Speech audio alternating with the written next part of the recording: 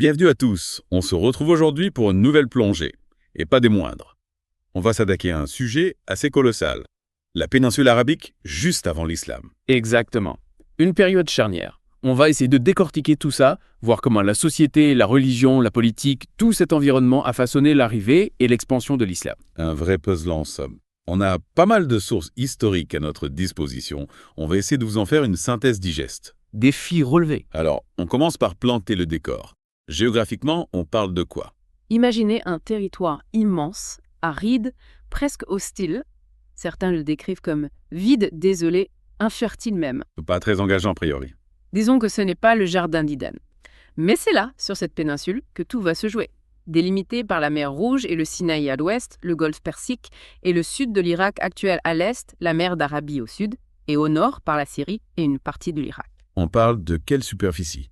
Entre 3,4 et 4,4 millions de kilomètres carrés. Pas mal, non? C'est gigantesque. Et justement, cette immensité, combinée au relief, au désert, ça jouait un rôle crucial dans la destinée de la péninsule. Absolument. Imaginez un territoire presque imprenable, une forteresse naturelle protégée par d'immenses déserts.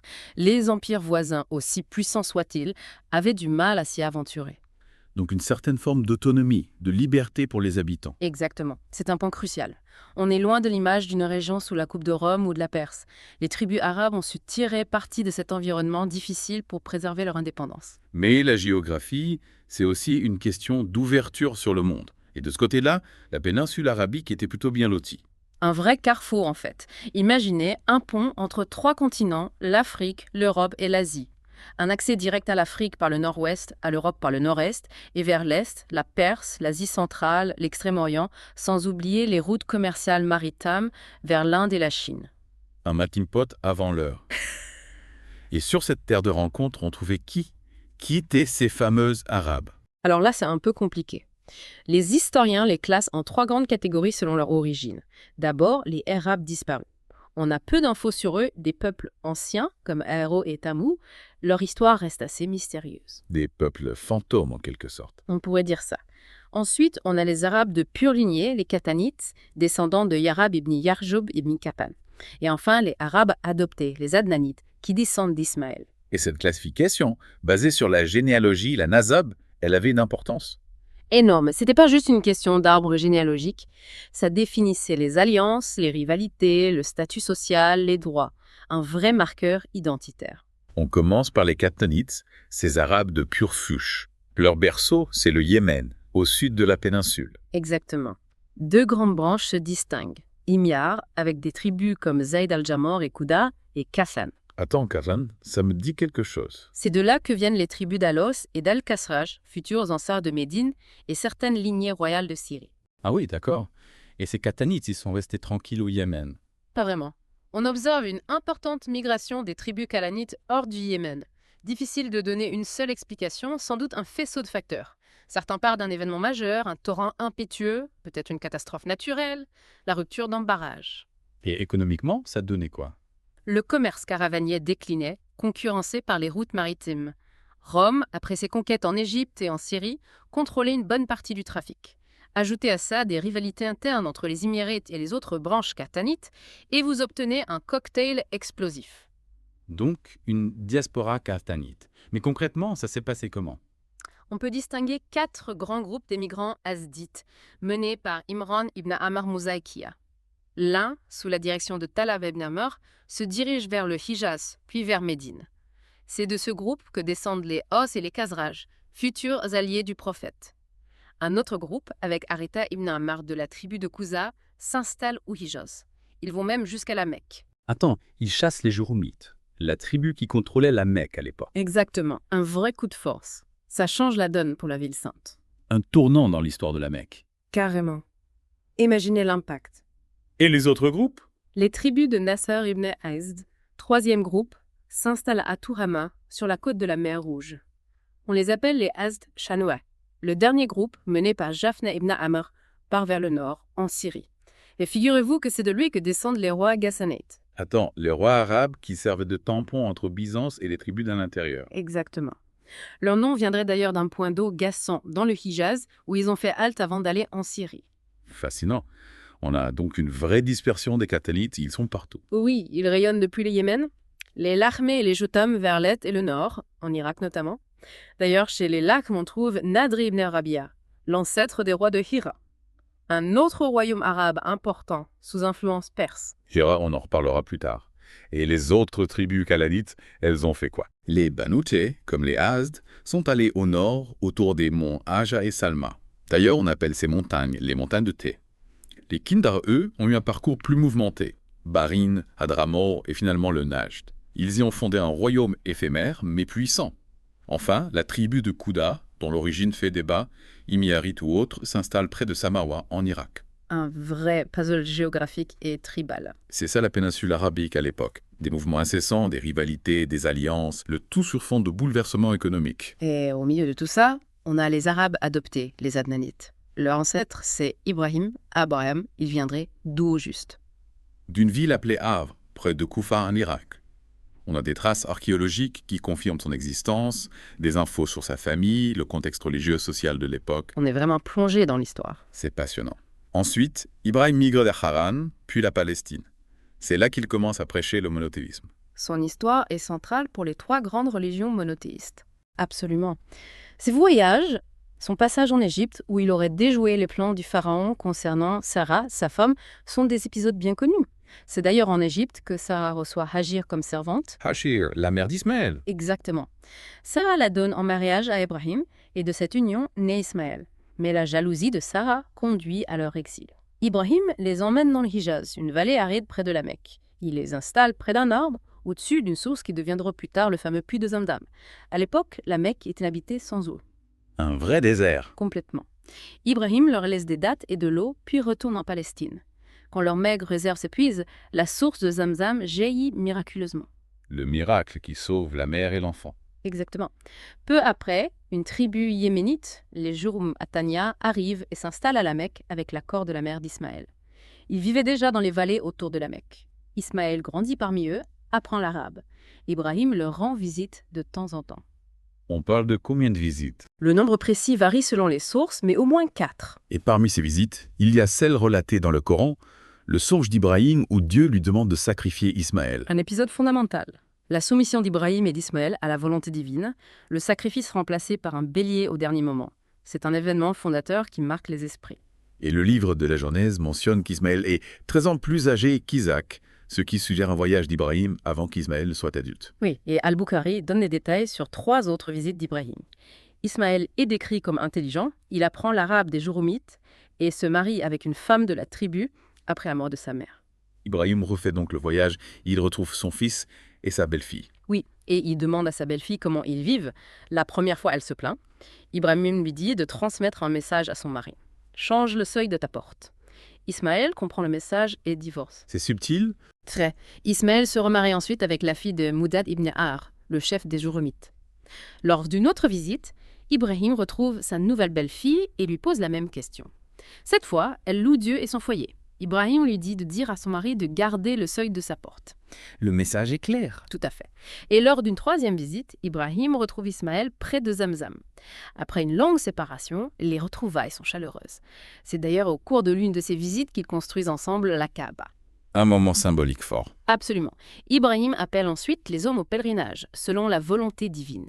Ismaël a 12 fils, et de ces 12 fils naissent 12 tribus qui s'installent à la Mecque. Leur principale activité, c'est le commerce avec le Yémen, la Syrie et l'Égypte.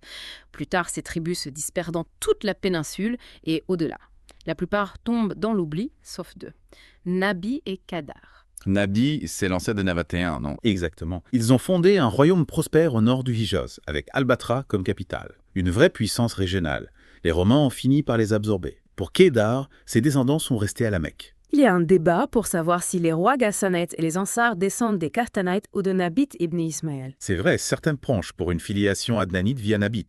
C'est une question complexe. En tout cas, les descendants de Kedar, restés à la Mecque, se multiplient et donnent naissance à Adnan, puis à son fils Mad. Adnan est le 21e ancêtre du prophète. Le professeur arrêtait d'ailleurs à Adnan quand il remontait sa lignée. Il disait « Les généalogistes mentent, on ne doit pas remonter au-delà d'Adnan ». Certains savants considèrent cette tradition comme faible, mais elle montre l'importance accordée à Adnan.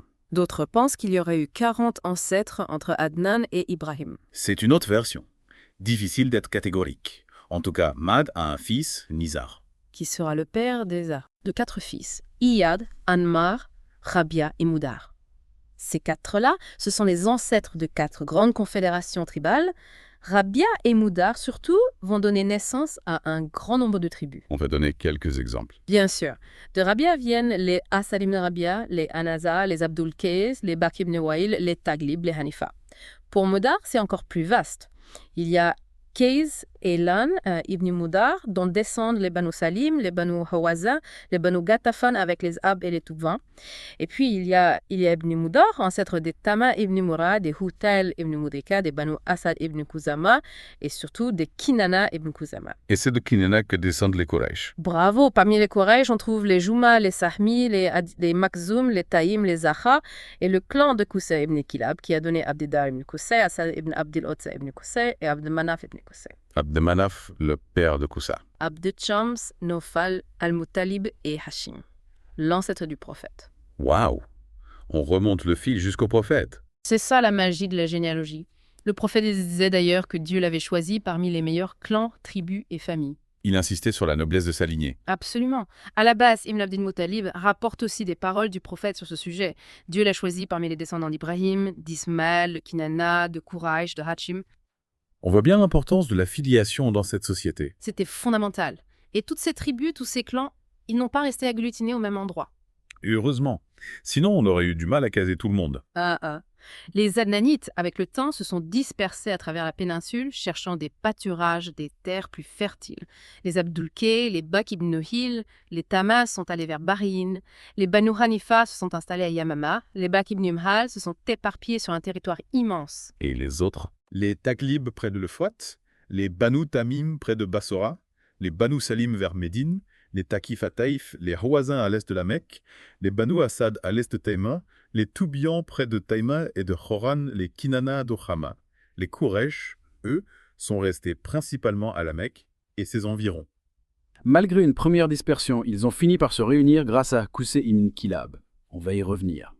Mais avant, parlons un peu politique. Comment ça fonctionnait au niveau du pouvoir et de l'autorité dans cette Arabie pré-islamique? 2 types de dirigeants cohabitaient. Des rois couronnés, souvent inféodés à des puissances étrangères, et des chefs de tribus ou de clans plus autonomes et jouissant d'un prestige comparable au roi. On avait donc des royaumes et des chefferies tribales. C'est bien ça. Exactement. Les royaumes les plus importants étaient le Yémen, la Syrie, dirigée par les rois ghassanites, et Hira en Irak. Commençons par le Yémen. C'est un royaume avec une histoire très ancienne. Oui, le peuple de Saba est l'un des plus anciens de la péninsule. On a des traces qui remontent au XXIe siècle avant J.C. Leur civilisation atteint son apogée vers le XIe siècle avant J.C. On peut diviser l'histoire de la monarchie yéménite en 4 grandes périodes. Allez, vas-y, je t'écoute. La première période, c'est l'état de main, de 1300 à 620 avant J.C. Les rois s'appelaient les Markab Saba, leur capitale était Sarwa. C'est là qu'ils ont commencé à construire le fameux barrage de Marab. Le barrage qui a permis l'essor de l'agriculture et du commerce au Yémen. Exactement. Les Sabaïens étaient expansionnistes, ils avaient des comptoirs commerciaux un peu partout. Ensuite, on a l'état de Saba, de 720 à 115 avant J.C. Les rois, cette fois, portaient le titre de roi de Saba et leur capitale était Marab. C'est la période la plus connue de l'histoire du Yémen. Tout à fait. Après, on a le premier état himyarite, de 115 avant J.C. à 300 après J.C. La tribu de Himyar devient indépendante de Saba. Leur capitale est Reidan, plus tard appelée Difar. Mais cette période est marquée par un déclin progressif. La montée en puissance des Nabatéens au nord, le contrôle romain des routes maritimes après la conquête de l'Égypte et de la Syrie. Et les éternelles rivalités tribales. Bien sûr. Tout ça contribue à la dispersion des Khatanites. Enfin, on a le second état himyarite, de 300 après J.C., jusqu'à l'arrivée de l'islam. Une période très instable, coup d'État, guerre civile, intervention étrangère. Un vrai chaos. Oui, les Romains interviennent à Aden, aident les Abyssiniens à occuper le Yémen au IVe siècle. Ils exploitent les rivalités entre Hamdan et Himyar. Le Yémen retrouve un peu d'indépendance, mais vers 450 à 551 le barrage de Marab cède. Une inondation catastrophique. Encore plus de migration. Le barrage qui a fait la richesse du Yémen devient sa ruine. C'est ça. Au VIe siècle, le roi juif Daounouas persécute les chrétiens de Najran. C'est mentionné dans le Coran. Du coup, les Abyssiniens, soutenus par Byzance, ripostent et conquièrent le Yémen. Abraha ibn al-Akram, un de leurs chefs, essaye de détruire la Kaaba, mais il échoue. c'est l'année de l'éléphant. L'histoire est pleine de rebondissements. Tu l'as dit. Après Abraha, c'est le bordel, ses fils se battent pour le pouvoir. Finalement, les Yéménites demandent de l'aide à la Perse. Les Perses chassent les Abyssiniens au VIe siècle. Le Yémen devient une province perse jusqu'à ce que Badin, le dernier gouverneur, se convertisse à l'islam en 638. On passe au royaume de Hira. Avec plaisir, Hira, c'est en Irak. Un royaume sous influence perse. La Perse domine la région depuis Cyrus le Grand au VIe siècle avant J.C. Puis Alexandre le Grand conquiert tout ça au IVe siècle avant J.C. La région se fragmente, c'est le bazar. Mais au IIIe siècle après J.C., la dynastie sassanide perse revient en force. Les Sassanides, c'est une dynastie puissante. Très. Ils étendent leur influence sur les territoires arabes. Du coup, des tribus arabes migrent, comme les Koudas qui vont en Syrie. Ardashir, le fondateur de la dynastie, met en place un système intéressant. Oui, il nomme un chef arabe local pour gérer les autres tribus et défendre la frontière contre les Romains. Une garnison perse reste sur place pour surveiller. Au IIIe siècle, Amr ibn Adi ibn Nasr al-Lahmi devient le premier roi lakhmide de Hira. Les Lakhmides, une dynastie arabe sous tutelle perse. Exactement. Il règne jusqu'au 5e siècle quand les Perses nomment Kabad ibn Férouz. Lui, il est bizarre. Il adhère au mazdakisme. Mazdakisme. C'est une sorte de communisme primitif, une secte qui prône le partage des biens, des femmes, un truc un peu fou. Kabad demande au roi de Hira de se convertir, mais il refuse. Du coup, Kabad le remplace par un autre roi qui accepte le mazdakisme. C'est incroyable. Oui, mais Kisra, Anoushirwan, le roi perse qui vient après, n'aime pas du tout le mazdakisme. Il fait tuer Mazdak, le fondateur de la secte, et il rétablit l'ancien roi de Shira. Retour à la case départ. Pas tout à fait. Les relations entre Hira et la Perse restent tendues. Il y a une grande bataille d'Ikar où les Banu Shayban, une tribu arabe, battent les Perses, la première grande victoire arabe sur une puissance étrangère. C'est un événement important. Oui, peu avant la naissance du prophète d'ailleurs. Après quelques années de domination perse directe, le pouvoir revient aux Lakhmides juste avant la conquête musulmane. On passe à la Syrie. Allons-y. La Syrie, c'est un peu différent. Les Romains ont une forte influence là-bas. Ils utilisent les tribus arabes pour contrôler les steppes et comme force militaire contre les Perses. Ils nomment des rois parmi eux pendant des siècles. Un des premiers, c'est Zayd ibn al-Abula. Et les Ghassanides arrivent ensuite. Oui, au IIIe siècle après J.C., ils battent les Dojamites et deviennent les rois des Arabes en Syrie. Leur capitale, c'est Haran. Ils restent vassaux de Rome jusqu'à la bataille de Yarmouk au 7e siècle. La fameuse bataille où les musulmans battent les Byzantins. Exactement. Le dernier roi ghassanide se convertit à l'islam après cette défaite. On a fait le tour des grands royaumes. On peut passer au Hijaz. Bien sûr. Le Hijaz est particulier à cause de la Mecque et de la Kaaba. Au début, c'est l'Ismaël qui dirige tout ça. Après sa mort, ses fils Nabit et Kedar lui succèdent, puis c'est leur grand-père, Moudad ibn Amr al-Jurumi, qui prend le relais. C'est le début de la domination des Jurumites. Et les descendants d'Ismaël, ils font quoi? Ils sont respectés, mais ils n'ont pas vraiment de pouvoir politique. L'autorité des Jurumites décline avec le temps, et les Adnanites commencent à prendre de l'importance. Au IIe siècle après J.C., les Kouzas, avec l'aide d'une partie des Adnanites, chassent les Jurumites de la Mecque et prennent le pouvoir. Ils ont quand même osé chasser les gardiens de la Kaaba. Oui, et en partant, les Jurumites bouchent le puits des Zamzam et emportent des objets sacrés de la Kaaba. C'est aveugle. C'est ce qu'on dit. Les Kouzas règnent pendant environ 300 ans. Pendant ce temps, les tribus de Moudar gardent certains privilèges liés au pèlerinage. Mais une partie des Quraysh reste en dehors de la Mecque sans jouer de rôle politique. Jusqu'à l'arrivée de Qusay ibn Kilab au milieu du 5e siècle après Jésus. Qusay, c'est un personnage clé. Carrément. Il a un destin incroyable. Son père meurt avant sa naissance, sa mère se remarie et l'emmène en Syrie. Adulte, il revient à la Mecque et épouse la fille du chef des Kouzas. Un vrai retour aux sources. Exactement. À la mort du chef des Kouzas, une guerre éclate entre eux et les Qurayshites, menée par Qusay. Qusay gagne et prend le contrôle de la Mecque et de la Kaaba. Il devient le maître de la Mecque. Oui, il reconstruit le sanctuaire, réorganise la ville, fonde Dar an-Nadwa, la maison de réunion qui servira de parlement aux Qurayshites. Il s'occupe de tout. L'étendard de guerre, les caravanes, l'approvisionnement en eau des pèlerins. Un vrai chef. Oui, il instaure même une contribution pour financer l'accueil des pèlerins.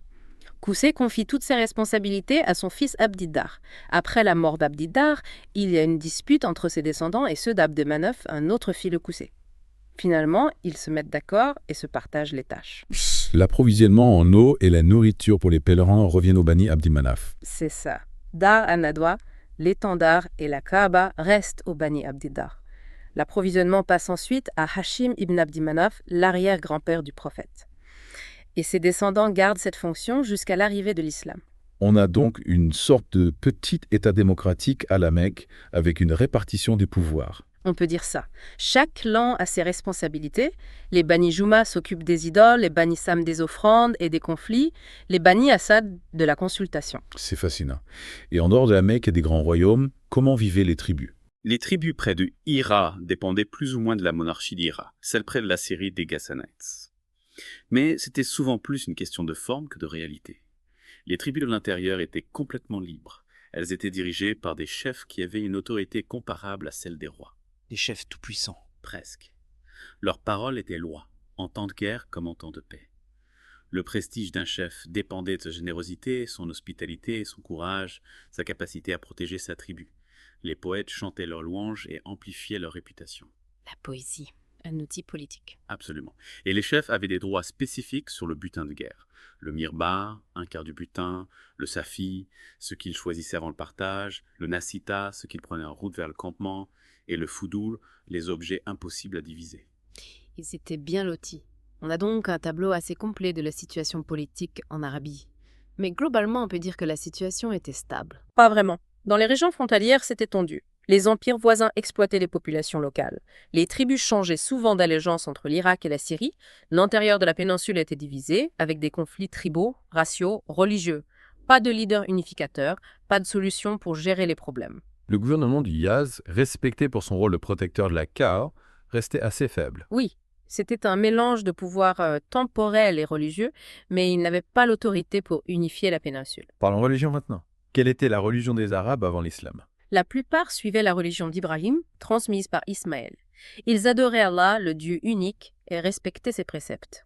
Mais avec le temps, certaines pratiques ont été oubliées ou déformées.